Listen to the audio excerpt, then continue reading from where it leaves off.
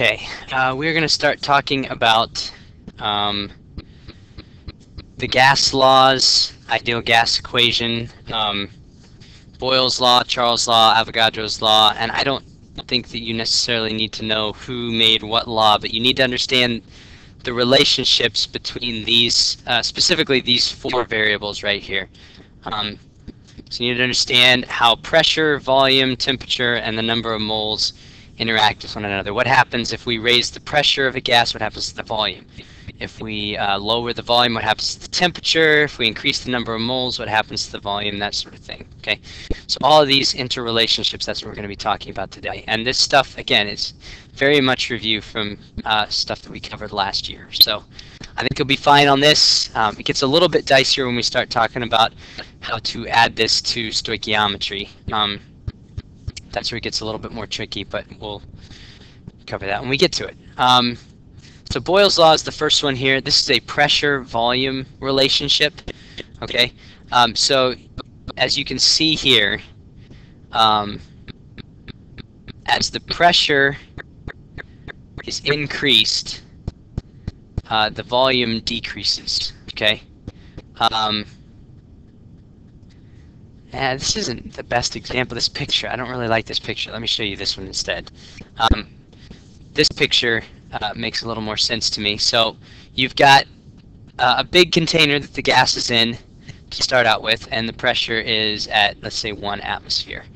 And then you shrink that down to about half the size, and the pressure doubles. So you've got less volume, double the pressure. And the reason for that, I mean, it should be fairly obvious. If you take a bunch of gas particles and put them in a smaller space, they're going to be hitting the sides of their container a lot more often, and that's going to cause the pressure to increase. Okay, so that's why that relationship exists.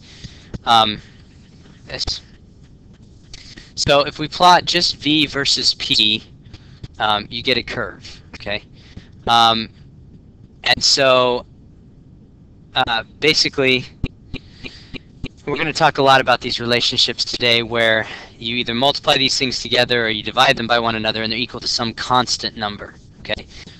And so you figure out what that constant is, okay? And then you can relate the pressure times the volume to that constant, okay? And let me check and see if I have this on the next slide. Yeah, I sort of do. I'll talk about it. So what that means is if we plot the volume versus the 1 over the pressure, this is an inverse relationship, and you end up with a straight line there. Okay. And all that's saying is, as one goes up, the other goes down. That's an inverse relationship. Okay. So if we have P times V equal to some constant, then what that means is, let's say that I have one pressure and one volume that's equal to this constant K we just talked about. If I have a different pressure and a different volume, they're also going to be equal to that same constant. Okay, so then I can just do a substitution here. I can take this P2V2 and substitute it in for the K, and I end up with this equation down here, P1V1 equals P2V2. So that is the main equation that you get out of Boyle's law, and that tells you the usefulness of that is we know that if we have a certain initial set of pressure and volume conditions, and we change the pressure, we can figure out how much the volume of the V2 is going to change at that point. Okay, so that's what we use that equation for. Example of this, let's say that we've got, this is the volume of 1 mole of ammonia gas at 1 atmosphere of pressure is gradually decreased. What is the final pressure of ammonia if there's no change in temperature? So we're holding the temperature constants. The only things that we're thinking about, the relationship between pressure and volume. Okay. And so we've got 1 mole of ammonia gas, and that 1 mole of ammonia gas, we're going to assume that that's constant, that there's not only is there no change in temperature, but we didn't change the amount of gas. We're not adding it anywhere. And that's a safe assumption to make because the problem doesn't say that we're adding any more ammonia gas. So we're starting with 1 atmosphere of pressure, okay? 1.00 atmospheres. That's our initial, our P1, okay? And then the pressure's decreased from 78 down to 39. So this is actually our V1. This is our initial volume right here, 78.0 milliliters. And that's equal to, we're trying to figure out what our second pressure is, times our second volume, which is 39.0 milliliters. Now, when we get to the ideal gas equation, you're going to have to make sure that you watch your units a little bit more closely. On these types of problems, you can use milliliters, or you can use whatever unit you want for your volume and your pressure. You just have to stay consistent, okay?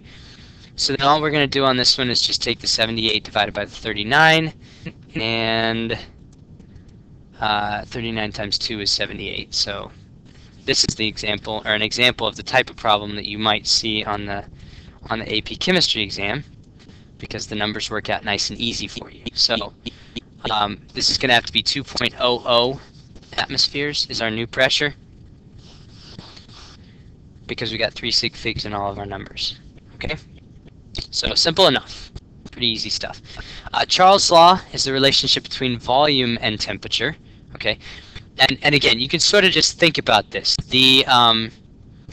If you raise the temperature of a gas, its volume is going to increase. So you've got the picture up here of the balloon in an ice water bath, and then you put that balloon into a hot water bath over here, and all of a sudden the gas particles are now moving faster, they're expanding, and so they're causing the volume of the balloon to increase. All right. So all other things held equal, if the pressure stays equal and the amount of gas stays equal, then when the volume, or when the temperature increases, the volume is going to increase. Okay. And you can actually extrapolate that volume down to 0 Kelvin. So that's where we get that number, that absolute zero number from. That's the number at which the volume would be exactly 0. And so you can kind of figure that out.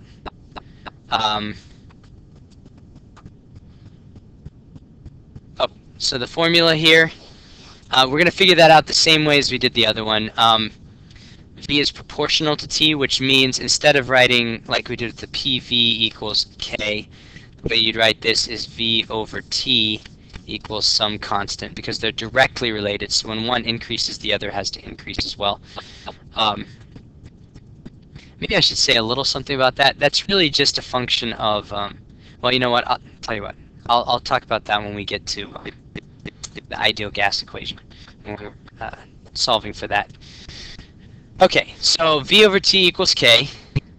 All right, and so that's going to be a straight line when you plot volume versus temperature. Okay, if you have a direct relationship, volume versus temperature would be a straight line.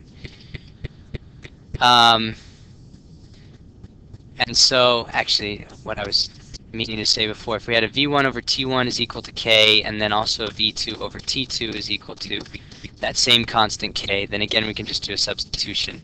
And that's how we end up with the formula you saw on the other page. Okay, so we got a 5.6 liter sample of a gas, and it's cooled from 78 to a temperature at which its volume is now 4.3. And they want to know what the new temperature is. Okay, now, the thing that's important about this, I'm going to go back a little bit here. The volume of a gas is directly proportional to Kelvin temperature, okay, which is also called its absolute temperature. All right, so when we have any of these gas law equations that include temperature, we have to use Kelvin, okay? So we've got 5.6 liters is our initial volume here, our V1. And our temperature, when that's the volume, is 351 Kelvin, which you just add 273 to the 78, okay? And that's going to be equal to our V2, which is 4.3 liters, divided by our T2. So now, the best way to do this is probably just to cross multiply and solve. So you'd end up taking the 4.3 times 351, divide that by 5.6. That's going to give us a T2 of 269. Let's see how our sig figs. We got 2, so 270 Kelvin. And then it's always good to just kind of think about these things. make sure this makes sense. The volume's going down, so that means the temperature should be going down, and it does. It goes from 351 down to 270, so that makes sense. Okay, Avogadro's law. For a gas at constant temperature and pressure, so we're holding temperature and pressure constant, and this is the biggest no-brainer in the world, really. And it says if you have more gas, then the volume's going to go up, okay? And so, again, that's fairly obvious. If you blow up a balloon, the more air you put in the balloon, the bigger it gets, okay? So that's how that works. That's Avogadro's law. And again, these things are directly proportional, so we're going to end up with something that looks like this. V1 over N1 equals V2 over N2. And again, this means that you would put these on opposite sides of the equation, the V and the N, or you could also write it as V over N equals K. All right, and that's how it looks when you have a direct relationship. Okay, so let's just think about this. This kind of combines all of the ones we've talked about so far. Let's say we've got a gas confined to a piston, and here's the picture of what it looks like down here. There's a little inlet right there where more gas can be let in, and this piston is free to move up or down depending on the pressure inside the cylinder. Okay. So then we're going to decide whether each of the changes that we talk about is going to do number 1, number 2, number 3, number 4, or any combination of those. Okay, so let's say that we heat the gas from 298 to 360 while maintaining the present position of the piston. Okay, so another way to say that, maintaining the present position of the piston, that means that we're doing this at constant V. Our volume is not changing because the piston's not moving up or down, so the overall volume in this cylinder is going to be constant here. Okay, now we're heating up the gas from 298 to 360. Okay, doesn't say anything about adding any particles or anything like that. So this is going to do number 1, right? If we, no, I'm sorry, it's not. I'll take that back. Okay, so we increase, or we heat up the gas. That's going to speed up the particles, but it doesn't make any more of them, and we're not compressing them into any smaller space. So it's not going to do number 1. It is going to do number 2, however. It's going to increase the pressure on the gas. Okay? So this one will do number 2. It'll make the pressure of the gas higher. It's not going to increase the total mass of the gas in the cylinder, and it's not going to increase the number of moles of gas present. So actually, the only thing that this does is number 2. It increases the pressure. Okay? Let's look at the next one. If we move the piston to reduce the volume of the gas from 1 liter to 0.5 liters. Now, I should have put this piston on each of the pages here, in retrospect. But if we're going to compress that cylinder, we're going to push the cylinder down so that it's here instead, so that we have half as much volume as we had before. We need to think about what that's going to do. That would decrease the average distance between the molecules. Okay, so this one's going to do number 1. Decreasing the volume is also going to increase the pressure of the gas. Okay, but it's still not going to increase the total mass or increase the total number of moles present. Okay, let's say we inject additional gas through the gas inlet valve. That is going to do number 1. Now that we have more gas molecules in there, the average distance between them is going to be lower. Okay, that is also going to increase the pressure of the gas. Assuming, and it doesn't really say, I guess assuming the piston doesn't move. Okay, so assuming the piston can't move any further up, that would increase the pressure on the gas. It's also going to do number 3 and number 4. It's going to increase the total mass because we're adding more gas, and it's going to increase the total number of moles of the gas. Okay, so hopefully you get the idea there of how those things are related to one another. When you put all 3 of those together, you can end up with the combined gas law, which we also talked about last year. And that's just a combination of all of them together. So P1 V1 over T1 equals P2 V2 over T2. Okay, and I will show you how to derive that from the ideal gas law in just a second, or the ideal gas equation. And And this is assuming here that the number of moles in most of these problems, the amount of gas is usually going to be held constant in these types of problems, okay? So that's why we don't include the N on that. Now we could, but the combined gas law, it's going with the thing that typically happens, and what typically happens in these type of problems is we're changing the pressure, the volume, the temperature of the gas, but not necessarily the amount. Okay. Ideal gas equation. So we have talked about so far that volume is inversely proportional to pressure, that its volume is directly proportional to temperature, and volume is directly proportional to the number of moles. Okay, so if we put all those together, then we can say that the volume here is directly proportional to the N and the T, and it's inversely proportional to P, so we'll put that on the bottom of the fraction. Okay. And then we also need a constant here, okay, as we have for all of these other proportionalities that we've had. Now this constant is so commonly used that it gets its own letter here. This is going to be the constant R, which again we talked about last year. And there are a lot of different values for R depending on which units you're using here. Okay. The ones that are most common, or I'd say the one that's probably the most common, is going to be the 0.08206. You might see this one sometimes. I believe it's 8.314 also if it's liters times kilopascals instead of meters squared or meters cubed times pascals. It's kind of a weird way to put it. But I guess this officially right here, the reason that they're talking about that one, I don't know why I put two arrows there. This one is the official SI unit, as is the joules per mole times Kelvin. Okay, so that's your R constant here. So we can rewrite this using the proportionality constant R. So now we've got V is equal to R times NT over P, and then you rearrange that a little bit and you end up with the PV equals nRT. Okay. Hopefully I gave you enough time to write that down. I guess you can pause the video if it's not enough time. Then we need to talk a little bit about standard temperature and pressure, just to mention it. A lot of these reactions, they will say, happen at standard temperature and pressure, which not so standard, really. It's surprising to me that they use 0 Celsius as the standard temperature, because typically reactions are carried out at room temperature, which is more around 20 degrees, but, you know. Pressure is 1 atmosphere. That's pretty standard. So there's your STP. Now, 0 Celsius is also 273, approximately 273 Kelvin, 273.15 if you want to be more exact.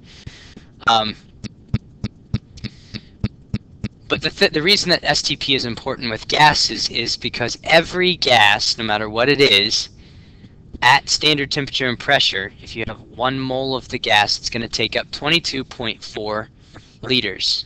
We learned 22.4 last year, 22.42. You're fine using 22.4 on that, okay? And the way that we get that is we just plug in 1 mole, 1 atmosphere, plug in our R value in 273 Kelvin, and if you calculate the V, you end up with 22.4, okay? So at STP, doesn't matter what gas you have, if you have 1 mole of that gas, that's 22.4 liters, okay? And that only works for gases, not necessarily for other phases or other states of matter.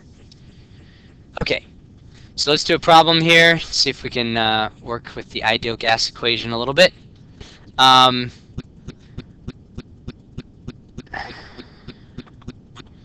I'm just thinking here, I guess I need to go back for 1 second and see if I can show you how to derive all of the other equations from PV equals nRT. And really, probably the best way to do this is just to think about how they relate to one another, okay? If you look at PV equals nRT, what you can remember is the things that are on opposite sides of the equal sign are directly proportional to one another. And so if you've got, you know, P is opposite of N, right? It's on the other side of the equal sign from N. So those two are directly related. Now we don't have a law relating those two, but we do have a law relating V and N, right? Avogadro's law. So since they're on opposite sides of the equal sign, then all we have to remember is, okay, so that means that if I'm going to write it, two things that have a direct relationship, I'd write it like that, or I would write N equals K times V. It's kind of confusing. Well, I guess that'll work. Okay. So in other words, we've got some constant here, right? And we've got N equal to V times that constant because they're in a direct relationship to one another. Now, if I want to put both of those on the same side, N over V equals K. And from there, you just do what we did before. You remember that if I've got N1 V1 equal to K, then N2 over V2 also equals K. And then I can just substitute this in, okay? And you just do that for all of these. So you can look at all the different relationships that are possible here, and you can figure out whether they are inversely or directly proportional. So P and V, that's an indirect relationship, right? Just put P and V. That's an indirect relationship because they're on the same side of the equation here. P and T, that's a direct relationship. V and T, also a direct relationship. Okay, so you can actually work out all of these, and for any of the ones that have indirect relationships, you're going to multiply them by one another. So you're going to end up with something like P1 V1 equals P2 V2. You need to keep them on the same side of the equation. Okay. Now another way to think about this, and this might be maybe more helpful for you if you're going to derive these other equations. You could think about two scenarios using the ideal gas law where you've got two different sets of data. Okay. And so let's say that I've got you know, like a P1 V1 equals N1 R1 T1, something like that. Okay. And then let's say that I'm looking at two of the different things. I'm looking at the pressure and the volume, and those are the only two things that are changing. Everything else is being held constant. So then I end up with P2 V2 equals N1 R1 T1, okay? Because these are being held constant, these are the same, and so I can actually take this P2 V2, substitute it in here, and I end up with my P1 V1 equals P2 V2, okay? And that works for any of them. You just pick two things that change throughout the course of the problem, and then you can actually plug that in. So another example of that, let me just do one more example, and then hopefully that's enough for you to feel comfortable with deriving these. So let's say that we've got, we want to know, well, yeah. I shouldn't put a 1 for R. R is always going to be the same no matter what. So I shouldn't have done that on the last one either. Okay, let's say that we want to know the relationship between volume and the number of moles. So I'm going to hold my P1 constant, and then I'm going to see if I change the volume, what does that do to the number of moles? And again, everything else stays constant, okay? So then I'm going to kind of solve this thing here. V2 over N2 is equal to RT over P1. And the same thing over here. V1 over N1 is equal to RT1 over P1. Okay? And then I can just substitute this in for that, and I end up with my V1 over N1 equals V2 over N2. Okay. And I think actually in Avogadro's law it's actually flipped. You got the N1 on top and the V1 on the bottom. It doesn't really matter. It should work either way. Okay? So that's that. Hopefully that makes sense how to use the ideal gas equation. And the only reason I show you that is because remember we talked about you don't get to use the equation sheet on your AP exam, so if you can just remember PV equals nRT, then you can derive the rest of those if you ever need them. Okay, so here's the question. Write the expression you would use to solve for pressure if you had 1.3 moles of an ideal gas. It gives us a volume and it gives us a temperature, okay? And the pressure should be in atmospheres. So the overall equation here, PV equals nRT, for the ideal gas law. And the reason we know to use that one is because we've got a number of moles, we've got a volume, we've got a temperature, and they're asking us for pressure, okay? So I'm going to solve for pressure here. Pressure equals nRT over V. Okay, and then I'm just going to plug in everything. And it says you don't have to solve this. So this would be an example of another one they might have on the multiple choice portion of the exam, because you don't need a calculator to actually figure it out. You're just setting it up.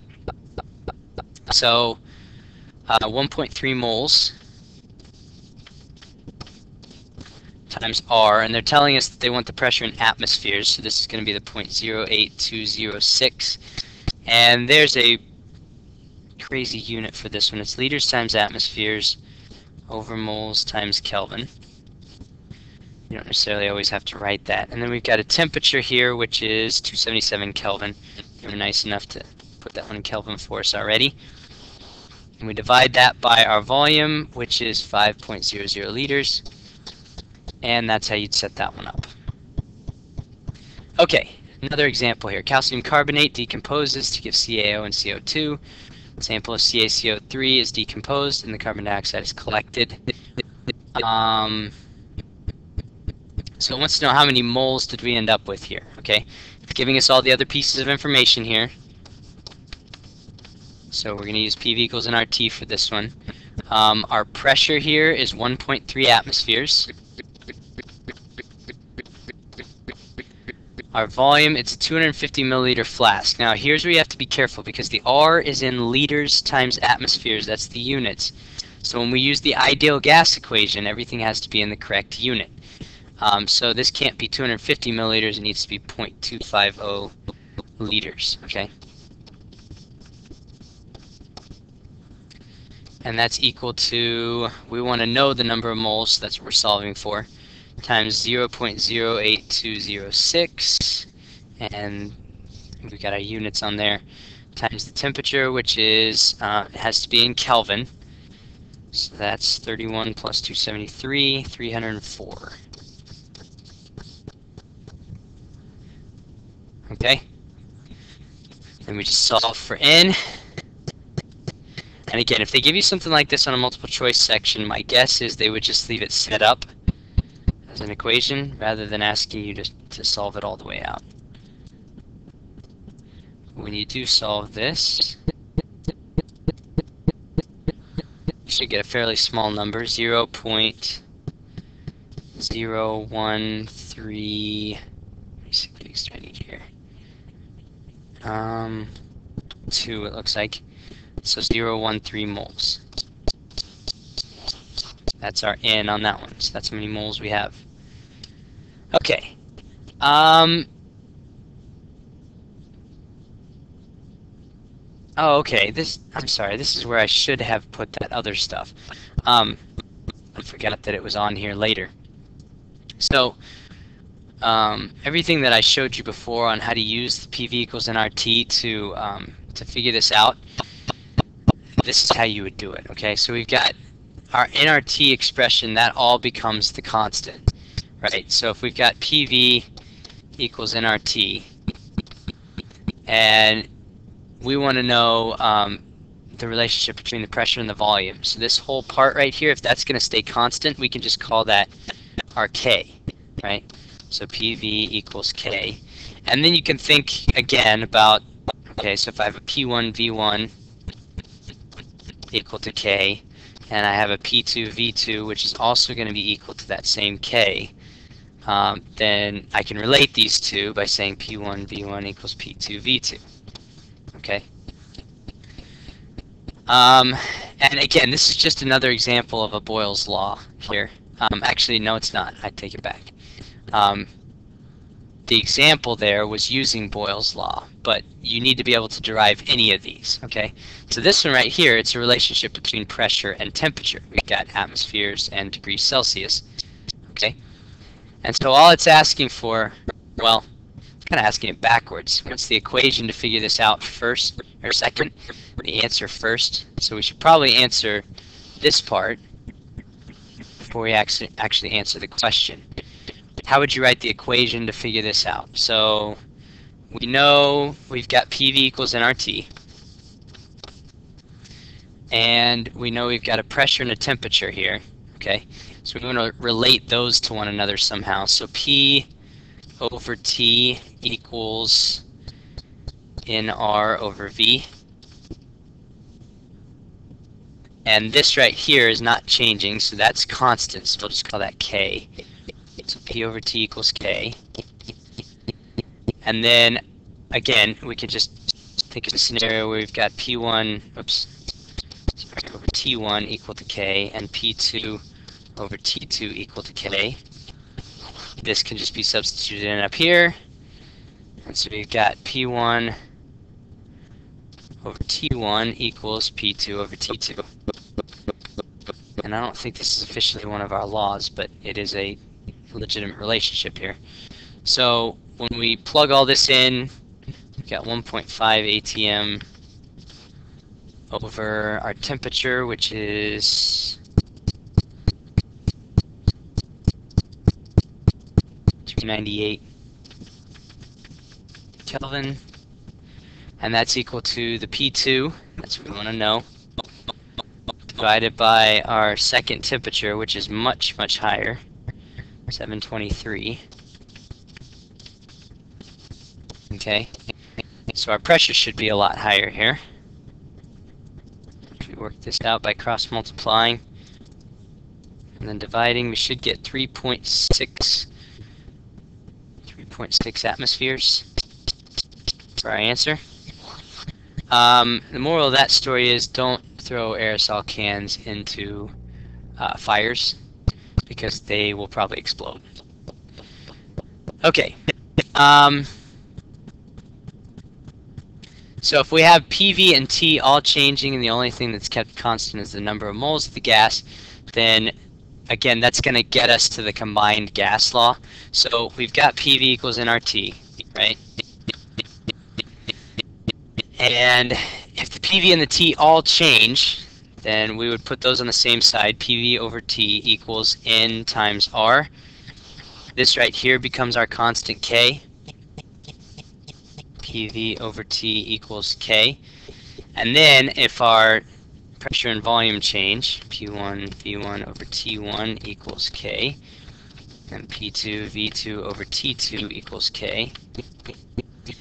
Then we can take this, substitute in for K, and then you end up with your combined gas law. P1 V1 over T1 equals P2 V2 over T2. And you might need that on some of these problems as well. Okay. Inflated balloon has a volume of 6.0 liters. I'm going to call that V1. At sea level, which is 1.0 atmospheres, so we'll call that P1. It's allowed to ascend in an altitude until the pressure is 0.45. So that's our P2. During ascent, the temperature of the gas falls from 22, that's our initial temperature, to negative 21, so that's our T2. And they want to know the volume of the balloon at its final altitude, so that's V2. So we've got a bunch of different ones here, and we just worked out the equation for this one. So we can just plug all this in. 1.0 atmospheres times 6.0 liters divided by our temperature, which again has to be in Kelvin, so it's going to be 295. That's going to be equal to the P2, which is 0.45 atmospheres, times V2, which we don't know, divided by the temperature here, 252. And then we should be able to solve for our V2 here. So again, we're just going to do some cross multiplication. I guess maybe I can show you one of these algebraically just to make sure we all get this.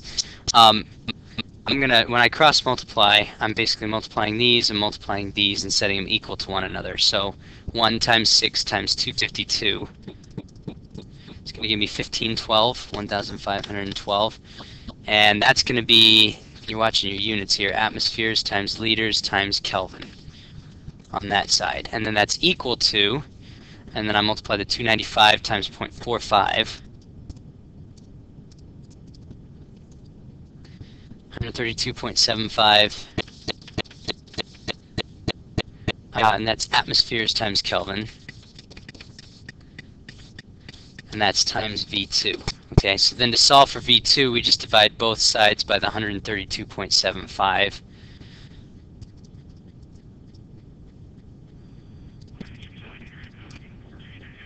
And that's going to be 11 point, well, we just need two sig figs here, so that's going to be 11 liters. And that should be our answer there, okay? So it turns out, looks like that the decrease in pressure is more significant to the volume than the decrease in temperature. The decrease in temperature should make the volume lower, but the decrease in pressure should make the volume higher. So those two things, looks like the pressure ends up being more important because we end up with a bigger volume at the end than we started with, okay? As long as they did the calculation right. Alright, so that's it. We're going to start talking about densities of gases next time. Sorry, I know that was a little bit long, but I wanted to show you some of those derivations because, like I said, you're not going to get those equations on the AP exam. You need to know how to figure them out. Alright, see you in class.